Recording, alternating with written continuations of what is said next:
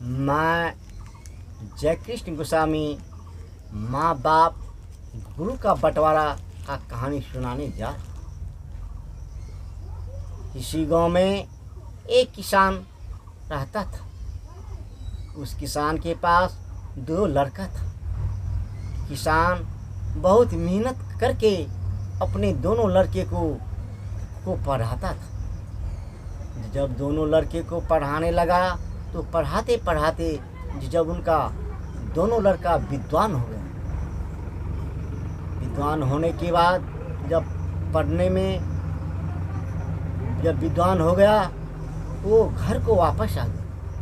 घर को वापस आने के बाद किसान ने अपने दोनों बेटे का शादीशुदा किया। शादीशुदा करने के बाद किसान ने अपने बेटे से बोला, बेटा, लोग बेटे को इसलिए पढ़ाता है कि वो हमसे ज़्यादा बुद्धिजीवी हो और हमसे ज़्यादा पैसा कमाए। किसान का बेटा ने बोला, ओह, ज़्यादा बुद्धिजीवी होने का मतलब क्या? घर द्वार छोड़ करके बाहर चला जाए? नहीं नहीं, मुझे घर से बाहर नहीं जाना है, मुझे इसी गांव में काम करना है।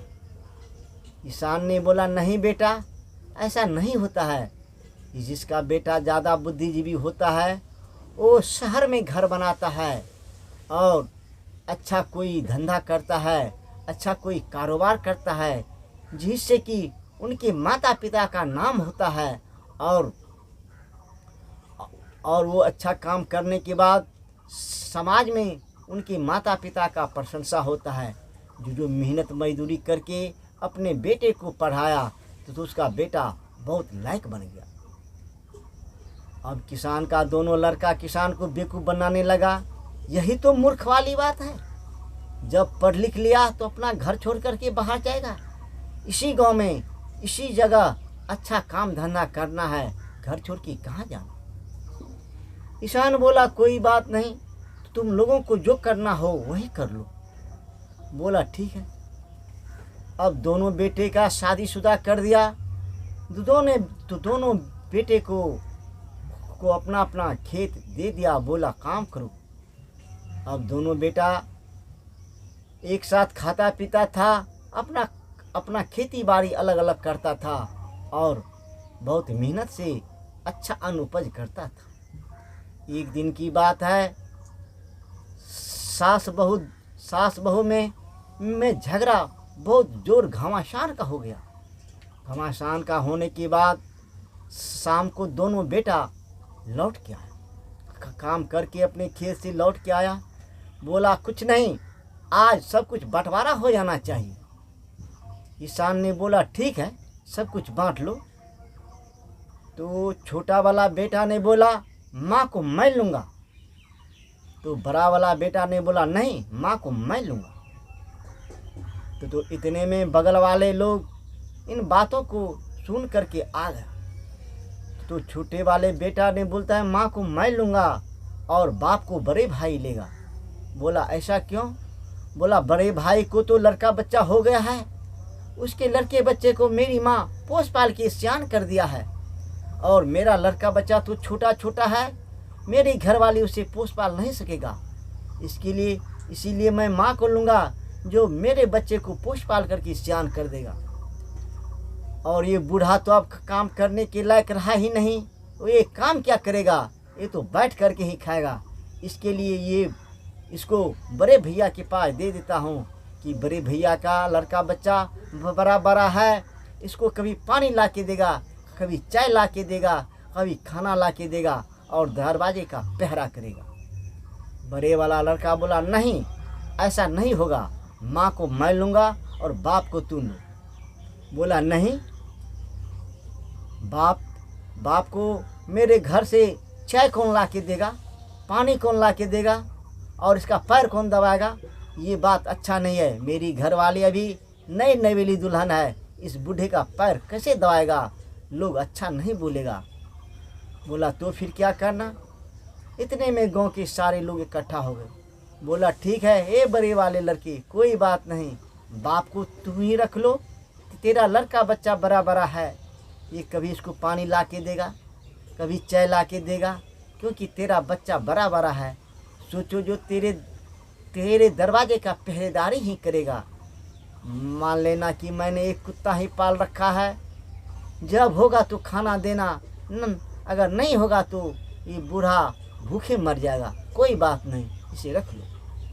बूढ़ा रोते हुए बोला, कोई बात नहीं, मैं अनाथ आश्रम में चला जाता हूँ और बुढ़िया को मेरा छोटा लड़का रख लो। अब छोटा लड़का बुढ़िया को रख लिया। 1-2 दिन तो बहुत अच्छा बुढ़िया को खाना खिलाने लगा और बच्चे को खिलाने लगा। एक दिन छोटे की घरवाले खेत में काम करने के लिए चला गया। उस दिन बच्चा बहुत रोने लगा और बुढ़िया ने उस बच्चे को लेकर के खेत चला गया। बोला, ए बहू, तेरा बच्चा बहुत जोर का रो रहा है, इसे दूध पिला दो जरा। बोला, आए, तूने रोते हुए बच्चे को यहाँ ले आया, मेरा काम हरमाद होगा, तूने वहाँ क्यों नहीं इसे चुप किया। बोला, अरे ये कैसे चुप होता, इसे दूध की ज़रूरत है तो तू इसे दूध पिला दो, मैं इसे ले करके चला जाऊँगा। बोला, नहीं, अभी दूध नहीं पिलाना है, इसे ले जाओ। और इस पे बुढ़िया को उल्टा सीधा गाली देने लगा। गाली देते हुए बुढ़िया रोता हुआ सिसकता हुआ अपने घर को आ गया। छोटी वाली बहू जब घर आया तो बुढ़िया को 2-4 झाड़ू लगा दिया। 2-4 झाड़ू लगाने के बाद बूढ़ा और बुढ़िया दोनों फूट फूट के रोने लगा और रोते रोते अनाथ आश्रम में जा कर के रह गया। अनाथ आश्रम वाले उन्हें पूछा, ए माता पिता, आपको कोई संतान या पुत्र या पुत्री कोई है या है कि नहीं। बोला, है तो ज़रूर, 2 बेटा है, दो बहू है, लेकिन अब मुझे वो दोनों रखना नहीं चाहता है, इसीलिए मैं आपसे हाथ जोड़ करके विनती करता हूँ जो मुझे अनाथ आश्रम में रख ले। अनाथ आश्रम ने बोला, कोई नहीं, मैं तो बूढ़े बुजुर्ग के लिए, बीमार के लिए ही तो अनाथ आश्रम खोला हूँ। आप अनाथ आश्रम में रह जाए, आपका दवाई भी होगा, आपको कपड़ा भी मिलेगा, आपको भोजन भी मिलेगा, आप चैन की रोटी खाइए और आराम कीजिए। फिर बोला, अब गुरु को कैसे बांटना है।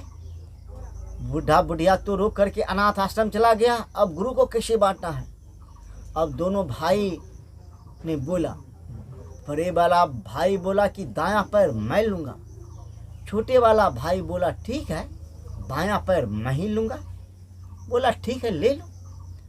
अब बेचारे गुरु को वो ये बात नहीं मालूम था कि हमें दोनों भाई बांट लिया। कुछ ही दिनों के बाद गुरु उसके दरवाजे पे आया। अब बड़े भाई और उनकी घरवाली दोनों गुरु का पैर धोने गया।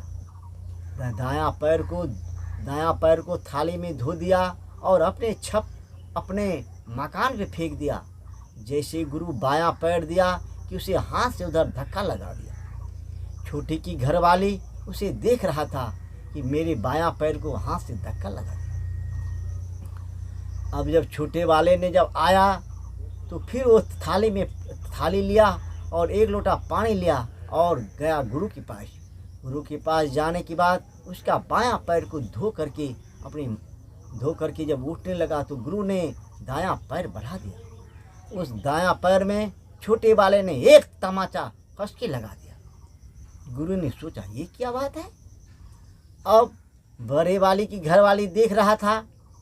उन्होंने बड़े से बोला, ए स्वामीनाथ, मैं आपसे क्या बताऊं, अपने हिस्से वाले पैर जो दायां था उसमें छोटे वाले देवर ने एक तमाचा लगा दिया। बड़े वाले ने झट से थाली लिया और 1 लोटी पानी लिया और गुरु का दायां पैर को धो करके पैर दबाने लगा।